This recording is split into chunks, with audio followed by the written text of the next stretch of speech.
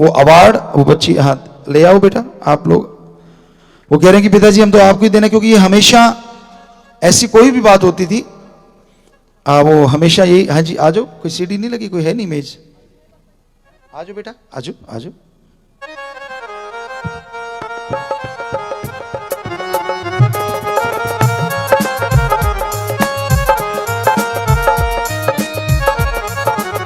और स्कूल की principal ma'am Sheila Punia पूजा गुरु जी को ये अवार्ड भेंट कर रही हैं, क्योंकि पूजा गुरु जी की प्रेरणा से ही, पूजा गुरु जी की पावन शिक्षाओं के अनुसार चलते हुए ही ये अवार्ड मिले हैं। जो तमाम अवार्ड, जोरदार तालियां बजाएं, यही है पूजा गुरु जी की शिक्षा।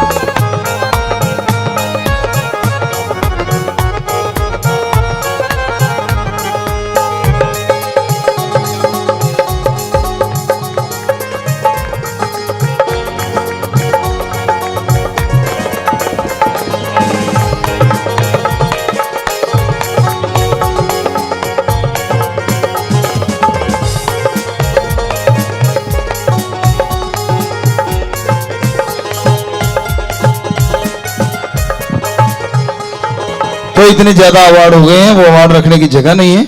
चलो फिर भी हमने इनको कंट्रोल किया है। तो आपको लगता हो कि वैसे ही है तो आगे चेक कर लेना भाई, अवार्ड ज्यों के त्यों पड़े हैं यहां रखेंगे, किसी का दिल करता हो कहीं अपने पास से ना बना लियो। तो ये वहां ऐसी ऐसी चीजें होती हैं बेटियों में, क्योंकि ये बच्चे भी हमसे शिक्षा ली, साथ चले, प्रिंसिपल हैं, टीचर हैं, और आज थोड़ी सी उम्र में थोड़े से बड़े हुए हैं, लेकिन हमारे लिए तो बच्चे ही हैं वो लुढ़कने वाले। आपको कहा करते कि कितने बड़े हो जो दुनिया की निगाह में।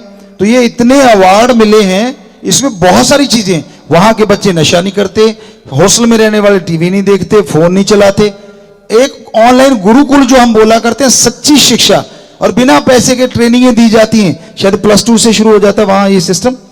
जो अलग से कोर्सेज हैं वो शायद 10th के बाद या +2 में शुरू कर देते हैं ना वहां पढ़ाई, अलग से कोर्सेज भी करवाने शुरू करवा देते हो, जैसे पहले चला करता था। तो ये चीजें अपने आप में बेमिसाल हैं वहां।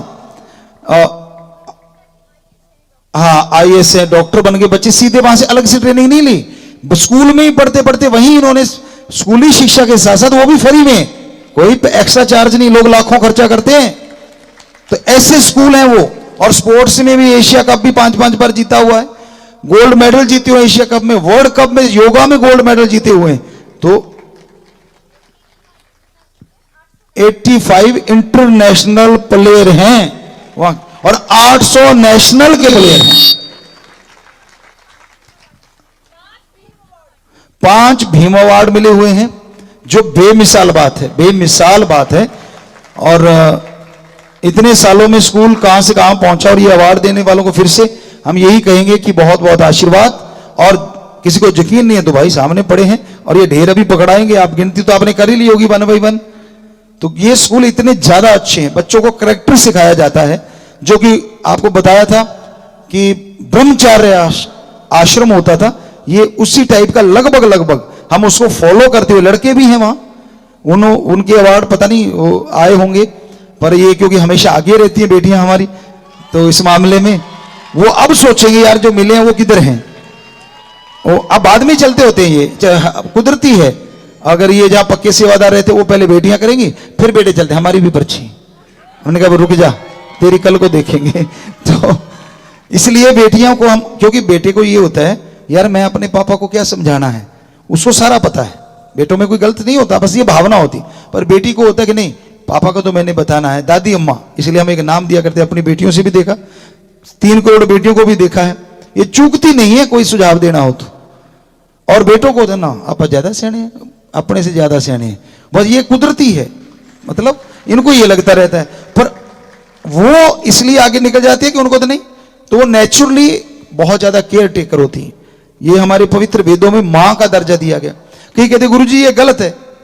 हमने कहा रे भाई, आप भी जो सुन रहे हो, क्या आप जिनकी बेटियां हैं, क्या कोई बेटी संभाल करती है जैसे आपकी बेटी? जरूर कहती हो कि पापा बाहर जा रहे हो, कुछ खा के चले जाना, आपके बाल पीछे बोदी खड़ी है, या आपका बटन ऐसे हुआ पड़ा है, या पापा आप खाए बिना नहीं जाओगे, ये वो फला। तो ये तो मां करती है ना केयर। तो इसलिए पवित्र वेदों में मां का दर्जा बच्ची, छोटी सी बच्ची को दिया गया। फिर वो बच्ची बड़ी हो जाती है तो फिर दादी अम्मा बन जाती है।